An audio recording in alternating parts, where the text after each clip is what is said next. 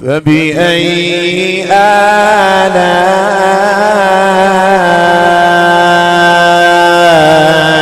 ربكما تكذبان.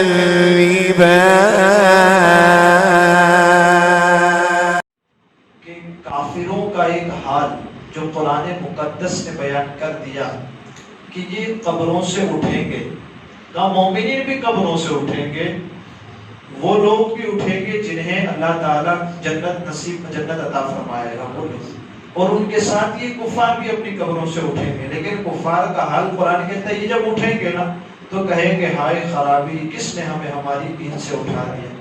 یہ کہہ کر یہ قیامت کی طرف چلیں گے، قیامت کے میدان کی طرف نکلیں گے اور کہیں گے کہ وہی عذاب اچھا تھا جو ہمیں قبر میں مل رہا تھا، یہ تو بڑا سخت عذاب ہے، یہ برداشت کرنے کی طاقت نہیں ہے.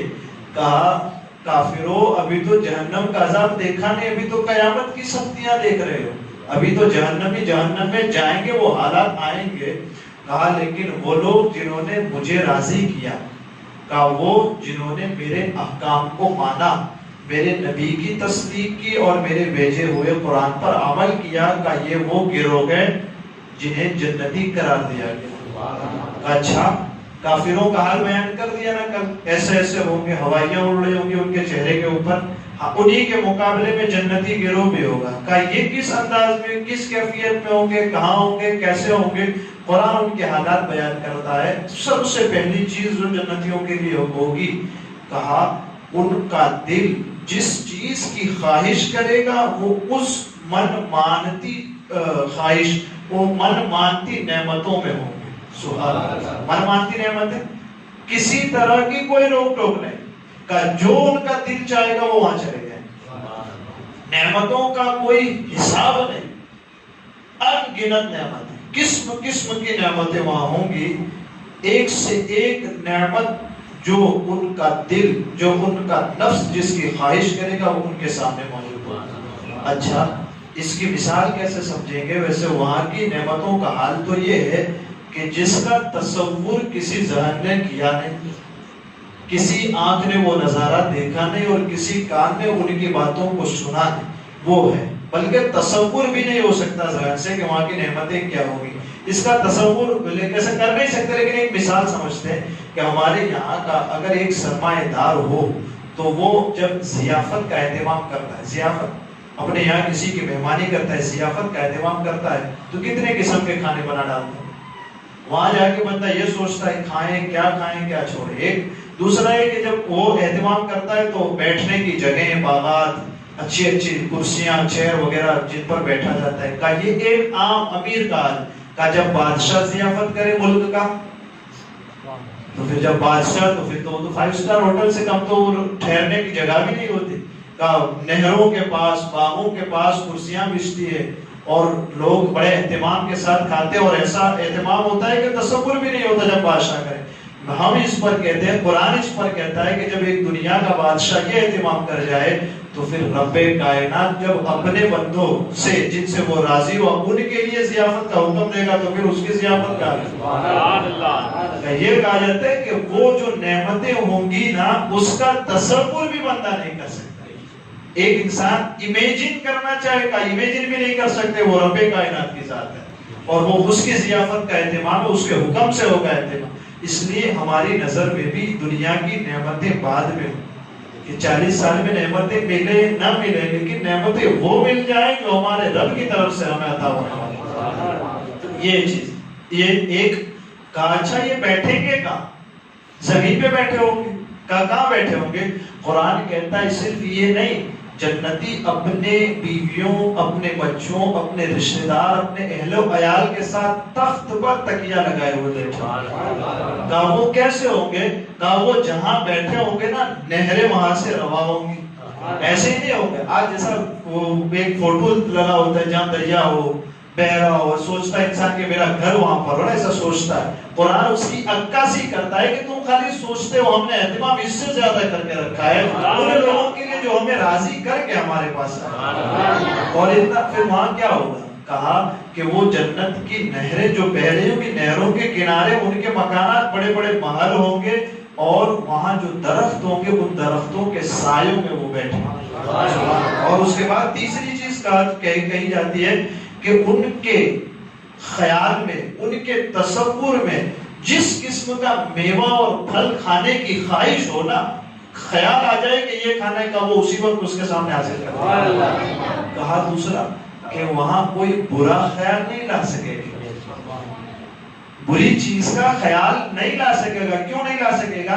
کہ ہمارے نفس میں ایک نفس امارہ ہے جو برائی کی طرف کھینچتا ہے، انسان کو برائی کی طرف لے کے جاتا ہے. نفس امارہ کہ اس نفس امارہ کو ہم فنا کر دیں، ختم کر دیں گے تو تمہارے اندر وہ برائی کی طرف کھینچنے والا نفس ہی نہیں رہے گا، تم ہمیشہ اچھی چیزوں کی خواہش کرو. اور سب سے بڑھ کر کیا؟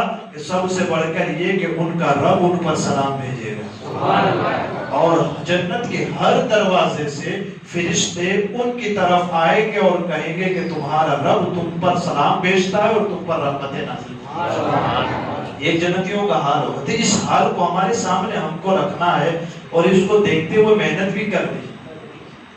وہ رب کریم ہے، گناہ ہو جائے اور اس کے بعد بھی وہ تو نواز دے، کوئی عطا پسند آ جائے اور نواز دے. لیکن ہم نے اپنی تیاری اس انداز سے کرنی ہے کہ مولا کل ہم اس گروہ میں ہمارا شمار ہو، پہلے والے گروہ میں نہ ہو. اب اس کے بعد ایک بات اور سماعت کرے، جب یہ جنتیوں کا حال ہوگا نا، اب قیامت میں ایک اعلان کیا جائے گا. کیا؟ وَامْتَازُوا الْيَوْمَ أَيُّهَا الْمُجْرِمُونَ.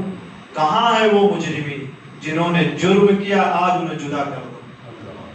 اعلان کیا جائے گا جنہوں نے ہمیں ناراض کیا، جنہوں نے ہمیں راضی کیا، ان سے انہیں جدا کرو، ان کی الگ صف بندی کرو، ان کا ٹھکانہ الگ ہے، اور جنہوں نے مجھے راضی کیا ان کا مقام الگ ہے.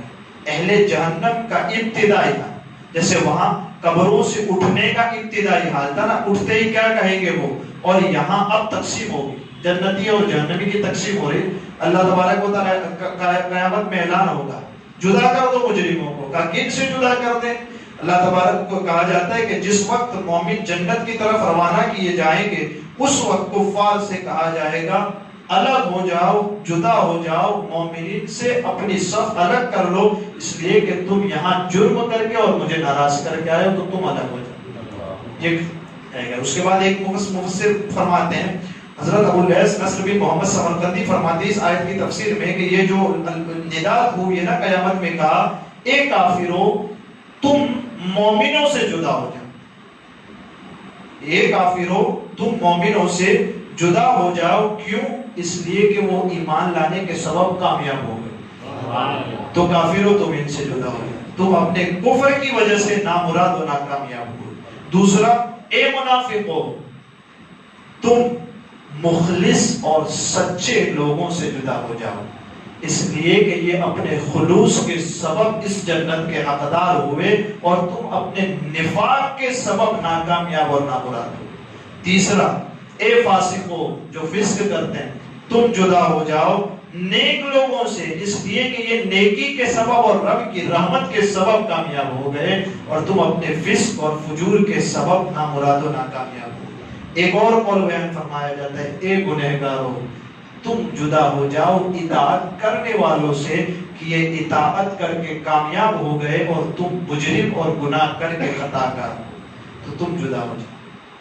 اب یہاں ہمارے لیے ایک سبق بڑا بہترین اور عبرت انگیز نصیحت آمیز سبق اس آیت سے ملتا ہے کہ اس قول کے مطابق مسلمانوں کے لیے بھی اس آیت میں بڑی عبرت ہے اور انہیں بھی اللہ تعالیٰ کی خفیہ تدبیر سے ڈرنے کی ضرورت ہے کہ کہیں ان میں سے بھی کسی فرد کو مجرموں کے گروہ میں داخل نہ کر دیا جائے.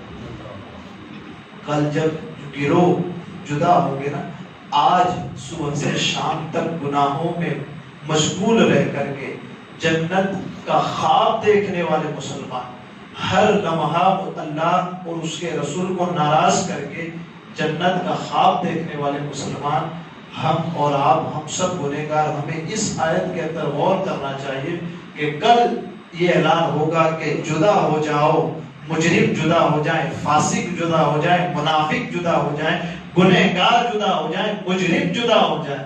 کیا اس وقت اگر مجرموں کے خاتے میں ہمیں اور آپ کو ڈالا گیا تو پھر کیا ہوگا؟ اس لیے آج اس کی تیاری کریں۔ حضرت ابراہیم بن ادھم کا نام آپ نے سن رکھا ہوگا، بڑے بہت جن کا شہرہ، بڑے پائے کے بزرگ ابراہیم بن ادھم۔ حضرت ابراہیم بن ادھم نے لوگوں سے ملاقات کرنا نہ چھوڑ دیا، وہ کسی سے ملتے نہیں، کسی سے بھی نہیں ملتے۔ جب وہ شہر میں اتنا بڑا ولی ہے، کسی سے نہ ملے تو لوگ کہتے چلو آج تو ابراہیم بن ادھم کے پاس چلے ہی جاتے۔ بھئی کیا ہے، تم کیوں ملتے نہیں ہو لوگوں سے؟ آج بھی بڑا شکوہ رہتا ہے کچھ لوگوں کو، یار پیر صاحب تو نہیں ملتے ہیں، مولانا نہیں ملتے ہیں۔ کبھی کبھی نا ان باتوں کو بھی ہماری نگاہوں کے سامنے رکھنا چاہیے، بدگمانی نہیں کرنی چاہیے، کبھی ان باتوں کو رکھنا چاہیے کہ ہو سکتا ہے اس لیے نہ ملا۔ ابراہیم بن ادھم کے پاس لوگ پہنچ گئے کہ آج تو اس سے پوچھ کے ہی رہیں گے کہ کیوں وہ لوگوں کے ساتھ ملاقات نہیں کرتا، اتنا بڑا ولی ہو گیا کہ ملاقات نہیں کرے گا لوگوں سے۔ حضرت ابراہیم بن ادھم کے گھر پہنچ جاتے ہیں، حضرت ابراہیم بن ادھم سے پوچھتے ہیں ابراہیم بن ادھم کیا ہوا ہے کہ آپ لوگوں سے ملاقات نہیں کرتے؟ تو ابراہیم بن ادھم قرآن کی یہ آیت بیان فرماتے ہیں وَامْتَازُوا الْيَوْمَ أَيُّهَا الْمُجْرِمُونَ، کہ آج دنیا میں کسی کے گروہ میں بیٹھ جاؤں۔ جب لوگ جمع ہوتے ہیں ہم جائیں تو وہ گروہ ہی ہوا نا بھائی، 5 آدمی بیٹھے ہیں، ایک چھٹا آدمی اس کو گیا تو گروہ ہی ہوا نا، ایک گروہ ہی ہوا، ایک جماعت ہی ہوئی۔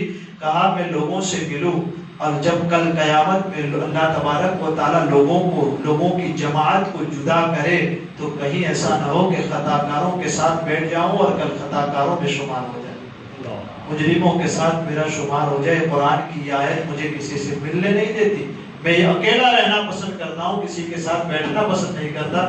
کہیں ایسا نہ ہو کہ اس آیت کے تحت، اس آیت میں جب میں غور کرتا ہوں تو مجھے معلوم نہیں ہے کہ اللہ تعالیٰ کل قیامت میں کس گروہ میں میرا شمار کرے، اس لیے میں کسی کے بھی ساتھ نہیں بیٹھتا۔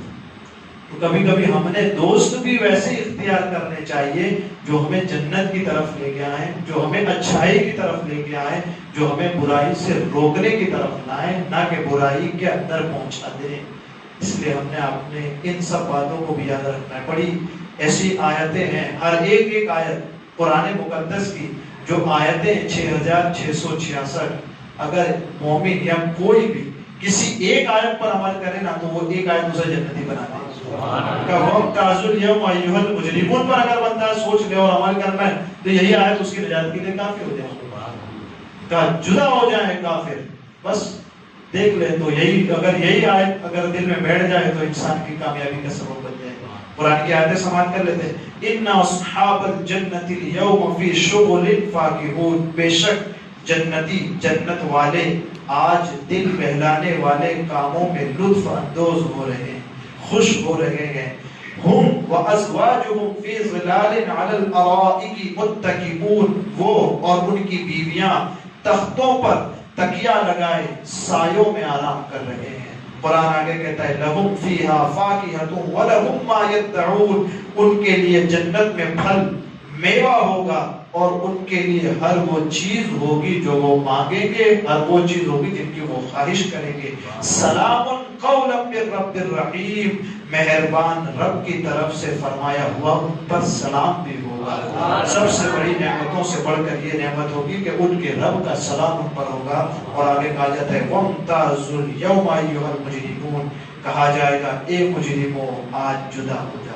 اللہ تعالیٰ مجھے آپ کو کہنے سننے سے زیادہ علم اور عمل کی توفیق عطا فرمائے۔ کہنے سننے میں آمدن سرور کوئی خطا ہوئی ہو، اللہ تبارک و تعالیٰ اپنے حبیب کے صدقے میں اس خطا کو معاف فرمائے۔ استغفر اللہ ربی من کل ذنب واتوب الیہ، اور اہل جنت میں ہمارا شمار فرمائے، ہمارے گناہوں کو معاف فرمائے۔ جو نمازیں ہم ادا کرتے ہیں اپنے حبیب صلی اللہ تعالیٰ علیہ وسلم کے صدقے مولا ان نمازوں کو قبول فرمائے۔ جیسی بھی نیکیاں ہم سے ہو رہی ہیں، کر رہے ہیں، مولا اپنے حبیب کے صدقے میں ان نیکیوں کو قبول فرما۔ اور جو گناہ ہم سے سرزد ہو جاتے ہیں بشری تقاضوں کے سبب، نہ چاہتے ہوئے بھی گناہ ہو جاتے ہیں، مولا اپنے حبیب کے صدقے ہمارے ہم پر رحم فرما اور ان گناہوں کو معاف فرما۔ وصلی اللہ تعالی علی خیر خلقہ محمد وعلی آلہ وصحبہ اجمعین برحمتہ۔